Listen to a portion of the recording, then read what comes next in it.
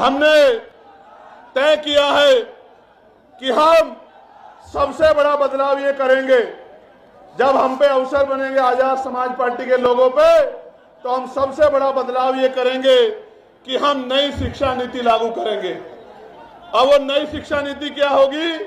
वो नई शिक्षा नीति ये होगी कि चाहे चीफ सेक्रेटरी हो या मुख्यमंत्री हो, चाहे मंत्री हो या संतरी हो, चाहे सांसद हो या विधायक हो, चाहे चेयरमैन हो या जिला पंचायत का अध्यक्ष हो, गांव के सरपंच और पंचायत के मेंबर से लेके और मुख्यमंत्री तक के बच्चों को और डीजीपी चीफ सेक्रेटरी से लेके पंचायत के सेक्रेटरी के, डीएम एसएसपी के, सीओ दरोगा जी के, एडीएम एसडीएम के, कानूनगो तहसीलदार के, सबके बच्चों को, आईजी डीआईजी कमिश्नर एडिशनल के बच्चों को सरकारी स्कूल में पढ़ाने का काम करेंगे। मेरी बात को आप याद रखिए।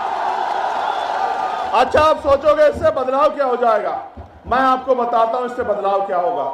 इससे बदलाव ये होगा कि जब उनके बच्चों के हितों की बात आएगी तो सरकारी स्कूल की व्यवस्था ऐसी होगी कि वहां 5 स्टार होटल भी आपको कमजोर महसूस होगा, उसके सामने खोखला साबित होगा।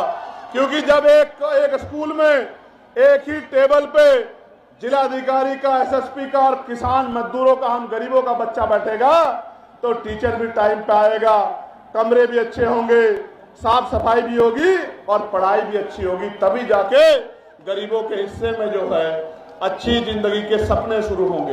प्यारे साथियों, हम हेल्थ पॉलिसी में बदलाव करेंगे।